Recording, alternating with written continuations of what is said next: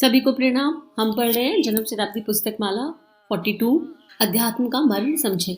आइए पूरे दिल से, मन से, तीनों शरीरों से उस परमात्मा से, उस परम चेतना से जुड़ जाएं। आंखें बंद करें और भाव करें कि गुरु इच्छा से अनगिनत व्यक्तियों तक, अनगिनत देवीय चेतनाओं तक ये स्वाध्याय जा रहा है। सबके गुण कर्म प्रभाव स्वभाव में गुरु इच्छा से परिवर्तन आ रहा है।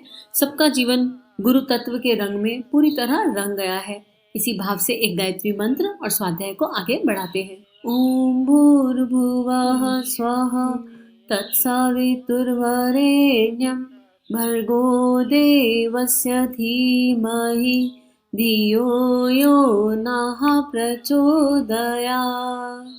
अब स्वाध्याय आगे लेते हैं।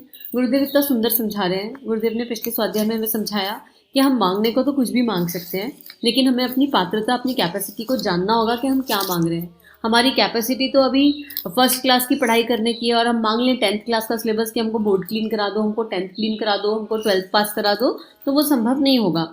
हमें जो चाहिए उसके हिसाब से हमारी उम्र होनी चाहिए, अर्थात हमारी मैच्योरिटी लेवल होनी चाहिए, हमारी समझदारी होनी चाहिए। और साथ ही साथ हमें ये भी ध्यान रखना है कि कोई लेवल, कोई क्लास आत्मा का होता नहीं है। आत्मा के लेवल और क्लास नहीं होते, क्योंकि जब हम इस कार्य को कर रहे होते हैं, जब हम इस लाइन में चल रहे होते हैं, तो जो लाइन में सबसे आगे बच्चा है, मान लो कोई बच्चा टॉप क्लास पे सबसे आगे है, लेकिन उसमें अगर थोड़ा भी कर्ता भाव है, थोड़ा भी डुअर की फीलिंग है, थोड़ा भी अहंकार भाव है, जो बड़ा सूक्ष्म है, अपने आप नहीं दिखता, बस गुरु की कृपा ही चाहिए वहां पर। और गुरु ने बोला अबाउट टर्न, और अबाउट टर्न बोला तो जो लाइन में सबसे आगे है वो सबसे पीछे हो जाएगा, पता भी नहीं चलेगा कब। तो हमको निष्काम भाव से पार्टिसिपेशन करना है। क्या पार्टिसिपेशन करना है? जो गुरु कह रहा है उसको करते चलना है, बिना फल की इच्छा करे। अपने से बेस्ट करने का प्रयास करना है आत्मनिर्माण की जर्नी पर, इनर कॉन्शियसनेस की अवेकनिंग पर। और जब वो हो जाएगा तो सब कुछ हो जाएगा। अब इसी में गुरुदेव आगे समझा रहे हैं, श्रृंगी ऋषि का पुत्रेष्टि यज्ञ। साथियों, हम में से प्रत्येक को अपना व्यक्तित्व विकसित करना चाहिए। व्यक्तित्व के विकास के साथ में मंत्र काम करते हैं, तंत्र काम करते हैं। श्रृंगी ऋषि की घटना आपको बराबर याद रखनी चाहिए। श्रृंगी ऋषि की घटना इस तरीके से है कि जब राजा दशरथ के यहाँ कोई संतान नहीं हुई तो उन्होंने गुरु वशिष्ठ जी को कहा, महाराज जी, आप तो योग, तप और मंत्रों में बड़ी शक्ति बताते हैं, आप हमारे यहाँ संतान पैदा नहीं कर सकते? हाँ, मंत्रों से संतान हो सकती है। पुत्रेष्टि यज्ञों का शास्त्रों में बहुत बड़ा महात्म्य बताया गया है और कहा गया है कि पुत्रेष्टि यज्ञ करने वाले को यह हवन करना चाहिए, उससे संतान हो सकती है। महाराज जी, आप तो हमारे गुरु हैं, मुद्दतें हो गई, एक भी बच्चा हमारे यहाँ नहीं हुआ और हमको 3 विवाह करने पड़े, हम बूढ़े हो गए, आपने अभी तक पुत्रेष्टि यज्ञ क्यों नहीं कराया? पुत्रेष्टि क्योंकि यज्ञ की सफलता किसी चीज पर निर्भर करती है। तो इसको आगे पढ़ते हैं। मित्रों, गुरु वशिष्ठ ने कहा, राजन, हमने बच्चे पैदा कर लिए, इसलिए हमारा ओजस और वर्चस, जो कि मंत्र में शामिल होने के पश्चात चमत्कार दिखाता है, वह समाप्त हो गया। हम अब केवल मंत्र उच्चारण कर सकते हैं, विद्यार्थी को पढ़ा सकते हैं, सुना सकते हैं, उसकी साउंड ठीक कर सकते हैं, लेकिन कोई चमत्कार नहीं कर सकते। इसलिए हमारी वाणी के द्वारा बोले हुए मंत्र फलित नहीं हो सकते। तब फिर कोई और ऐसा व्यक्ति है जो वही मंत्र बोलकर चमत्कार दिखा सके?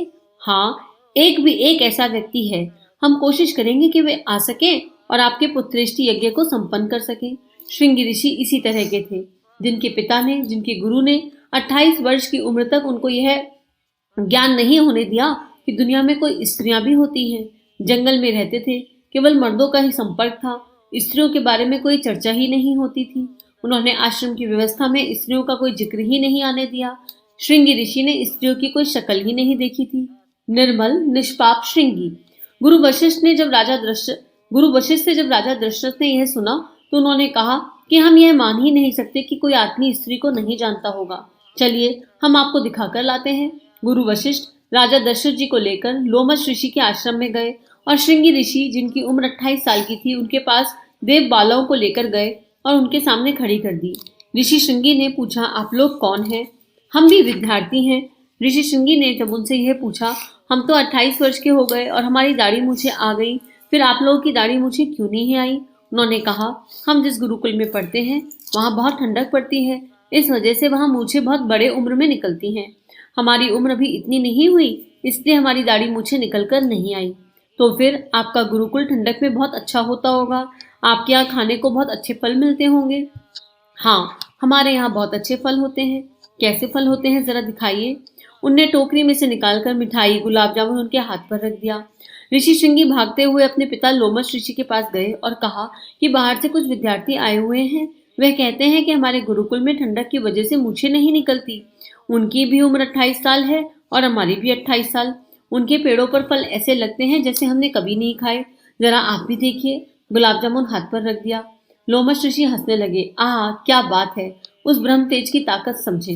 अब यहाँ कितना सुंदर एग्जाम्पल है। गुरुदेव को जितना पढ़ो उतना जानने को मिलता है, उतना सुनने को मिलता है कि राजा दशरथ ने जब वशिष्ठ जी से कहा कि आप इतने बड़े ज्ञानी हैं, इतने बड़े धर्मात्मा हैं, इतना मंत्रों का ज्ञान रखते हैं, तो हमारे यहाँ पर पुत्रेष्टि यज्ञ आपने आज तक क्यों नहीं कराया? हमारी उम्र हो गई, हमारी 3 रानी है।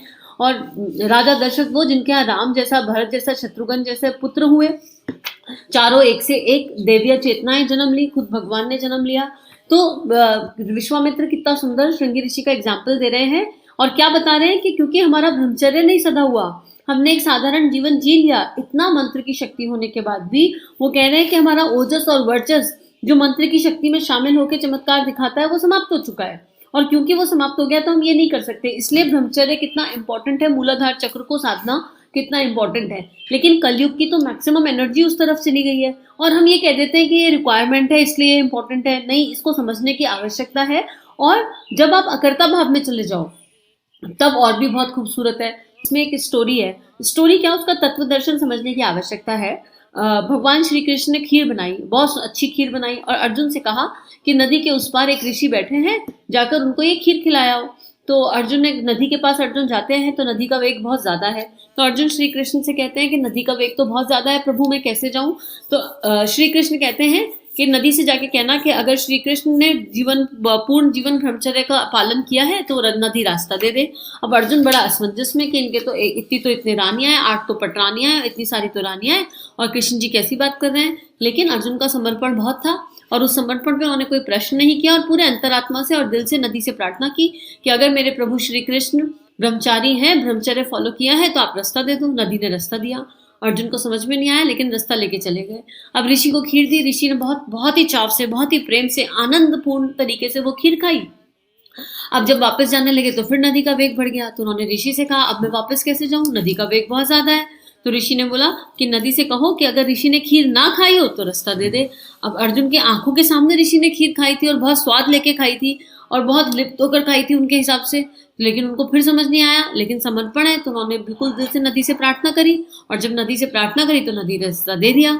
अब अर्जुन ने जाके श्री कृष्ण से पूछा कि जो मेरी आंखें देख रही हैं उसे सत्य मानूं, जो नदी ने किया उसे सत्य मानूं? मैं तो बिल्कुल समझ नहीं पा रहा कि मैं तो समझ ही नहीं पा रहा कि सत्य क्या है, मुझे नहीं समझ में आ रहा। तब कृष्ण जी ने अकर्ता भाव समझाया कि कर्म करते हुए भी कर्म में लिप्त ना होना, निष्काम कर्म करना। जब आप करते हुए दिखाई दे रहे हो लेकिन आपका मन अपनी परम चेतना में, अपने परमात्मा में, अपने इष्ट में डूबा हुआ है और आप कर्म के फल से भी मुक्त हो गए हो, कर्ता भाव से भी मुक्त हो गए, आप बिल्कुल अकर्ता भाव में चले गए हो, तब ये संभव है। तो यही बात अभी वशिष्ठ ऋषि कह रहे हैं कि मेरे यहाँ मेरा जो ओजस और वर्चस है वो मेरे बच्चों के जन्म में चला गया क्योंकि उसमें कर्ता भाव था। I was the doer, right. और उसके बाद फिर निष्पाप श्रृंगी ऋषि के बारे में बता रहे हैं। और ऐसी शुकदेव की जी भी स्टोरी आती है। व्यास के पुत्र शुकदेव, जब उनका जन्म हुआ, पहले तो उनका जन्म बहुत मुश्किल से हुआ, फिर वो गर्भ में बहुत महीने रहे, आप सबने ये स्टोरी सुनी होगी। और उसके बाद जब वो जन्म लेते ही बड़े हो गए क्योंकि उन्होंने भगवान से आशीर्वाद ले लिया था कि मुझे माया में उलझना नहीं है। तो उन्होंने जन्म लेते ही वो बड़े हो गए और वो भागते जा रहे हैं सीधा निर्वाण के लिए, तपस्या के लिए। उनके पिता पुत्र मोह में उनके पीछे पीछे भाग रहे हैं और एक नदी के तट पर कुछ स्त्रियां स्नान कर रही हैं। लेकिन जब शुकदेव गए तो वो स्त्रियां खेलती रही, स्नान करती रही, उनको कोई अंतर नहीं पड़ा। और जब उनके पिता भागे तो सबने आंचल ढक लिया। तो व्यास जी को समझ नहीं आया। उन्होंने पूछा कि अभी तो मेरा पुत्र पूर्ण नग्न अवस्था में यहाँ से निकला है, तब तुमको अंतर नहीं पड़ा और मेरे निकलने से तुमको अंतर पड़ रहा है जबकि मैं व्यास हूँ। तो उन्होंने कहा कि आपके पुत्र को तो कोई भान ही नहीं है शरीर का और आप तो अभी पुत्र मोह में भागे जा रहे हो, तो आपको स्त्री के होने ना होने का अंतर डेफिनेटली पड़ेगा। लेकिन आपका पुत्र तो तेजस्वी है, उसको तो कोई अंतर ही नहीं पड़ता, उसको अपने शरीर का अंतर नहीं है। तो यहाँ बहुत गहराई की बात गुरुदेव ये समझा रहे हैं और ऐसे निर्मल निष्पाप श्रृंगी ऋषि की बात बता रहे हैं कि कितना सरल वाला जीवन है और क्या पेरेंटिंग है कि पिता ने वो बताने ही नहीं दिया। तो उनके पिता उसी नोशन से हंसे, मुस्कुराए और उस ब्रह्म तेज की ताकत को हमको समझने की आवश्यकता है और हमको भी, और स्पेशली यूथ एनर्जी को तो इसको डायरेक्शन देनी ही होगी। और ये एक एनर्जी है, इसको अच्छे से समझ लीजिए कि ये एक एनर्जी है। इस एनर्जी को आप नष्ट नहीं कर सकते हो। इस एनर्जी से बाहर आना है तो उसको ट्रांसफॉर्म ही करना पड़ेगा, क्योंकि कोई भी एनर्जी कभी खत्म नहीं हो सकती। अगर आप ये सोचो कि इस भाव से आपको मुक्ति मिल जाएगी तो ऐसा नहीं होगा। आपको इस एनर्जी को ट्रांसफॉर्म करना होगा, और ट्रांसफॉर्म करने के लिए एक ही तरीका है, प्राणायाम। आप 90 गहरी सांस, कमर सीधी करके बैठिए रोज 15 मिनट, और यूनिवर्सल कॉर्ड को अपने सहस्त्रार से कनेक्ट कीजिए और माँ पृथ्वी से प्रार्थना कीजिए, और उसके बाद गुरु के सानिध्य में प्राणायाम कीजिए और भावना कीजिए कि एनर्जी मूलाधार चक्र से हृदय चक्र, क्राउन चक्र और आज्ञा चक्र पर स्थित हो रही है। आकर अपने प्राण को मूल बंद लगाकर ऊपर की ओर खींचिए, और नियमित अभ्यास से आपको समझ में आ जाएगा कि क्या इनर ट्रांसफॉर्मेशन घटित हो रहा है, क्योंकि एनर्जी का ट्रांसफॉर्मेशन काम करेगा। और अगर ऐसे समझ नहीं आ रहा तो आप एग्जाम्पल देख लो, तुलसीदास जी, आम्रपाली जी, विल्व मंगल, सूरदास जो थे, इन सब का क्या हुआ, ट्रांसफॉर्मेशन ऑफ एनर्जी तो हुआ, और वो एनर्जी लस्ट से लव की ओर चली गई। जो एनर्जी वासना की थी वो अनकंडीशनल लव की ओर, पूरे ब्रह्मांड से प्यार हो गया, उसमें शरीर भाव एग्जिस्ट ही नहीं करा। कितना खूबसूरत ट्रांसफॉर्मेशन है, हमारे सामने एग्जाम्पल्स हैं। लेकिन उसके लिए अभ्यास, अभ्यास और अभ्यास, समर्पण, समर्पण और समर्पण, अनकंडीशनल लव, प्रेम, अकारण प्रेम, शरीर भाव का या बॉडी कॉन्शियसनेस का प्रेम नहीं, वो दिव्य प्रेम हमारे भीतर जागना होगा। और उसके लिए एक प्राणायाम एकमात्र तरीका है, और दूसरा उपासना। नियमित अंतर चिंतन किसका चलना चाहिए, अपने इष्ट का। जिसका चिंतन करते हैं उसके गुण हमारे अंदर ऑटोमेटिकली आने लगते हैं। तो अपने इष्ट का सकारात्मक चिंतन, आप शरीर से कोई भी कर्म करें, आपका मन, आपके विचार, आपकी भावना आपके इष्ट से जुड़ी रहे, तो इसका जो है सॉल्यूशन निकल सकता है। अब इसको गुरुदेव के शब्दों में पढ़ते हैं आगे। गुरुदेव क्या कह रहे हैं। लोमश ऋषि बाहर आए और देखा कि बाहर गुरु वशिष्ठ और राजा दशरथ खड़े हुए हैं। वे उनका मकसद समझ गए। उन्होंने कहा, बैठो, हम तो परीक्षा लेने आए थे, क्या ऐसा भी कोई व्यक्ति संभव है। अब हमें विश्वास हो गया कि ये जो मंत्र बोलेंगे वे फलित होंगे। मित्रों, आप उसे क्यों नहीं समझते। अक्षरों को समझते हैं, उन्हें महत्व देते हैं, कर्म कांड को, क्रिया को समझते हैं, उसे महत्व देते हैं, लेकिन असलियत को आप महत्व नहीं देते। मैं चाहता हूं कि आप असलियत समझें, अध्यात्म के मर्म को समझें। हमारे गुरु हमसे क्या चाहते हैं कि हम भीतर के उस तत्व ज्ञान को जिए, अनुभव करें, खाली समझे नहीं, अनुभव करें।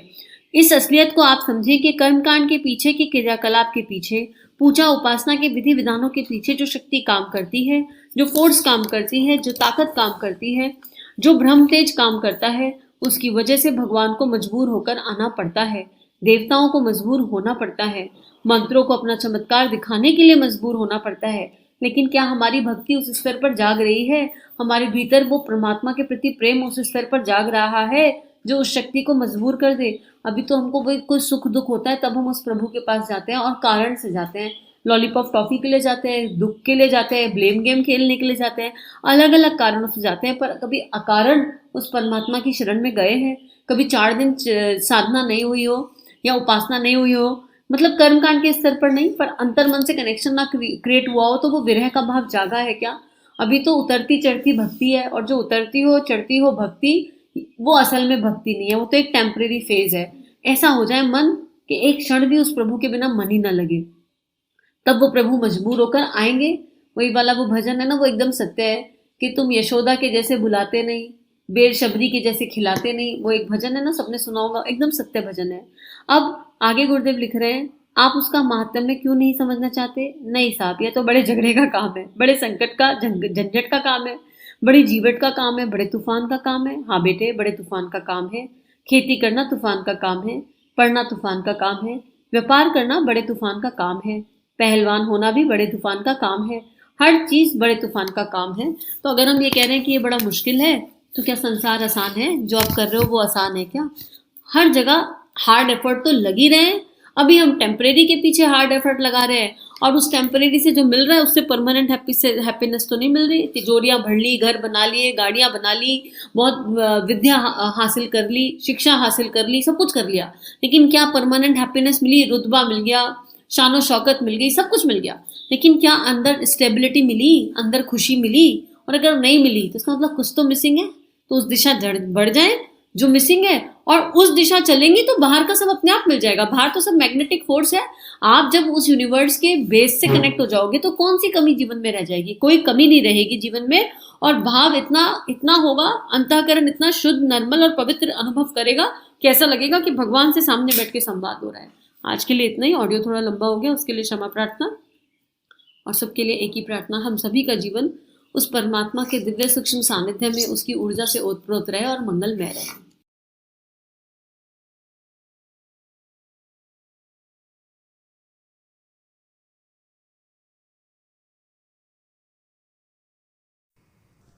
हमारे YouTube चैनल को सब्सक्राइब कीजिए और बेल आइकन पर क्लिक कीजिए ताकि आने वाली सभी वीडियो की नोटिफिकेशन आपको मिलती रहे। आप सभी को बहुत बहुत थैंक यू।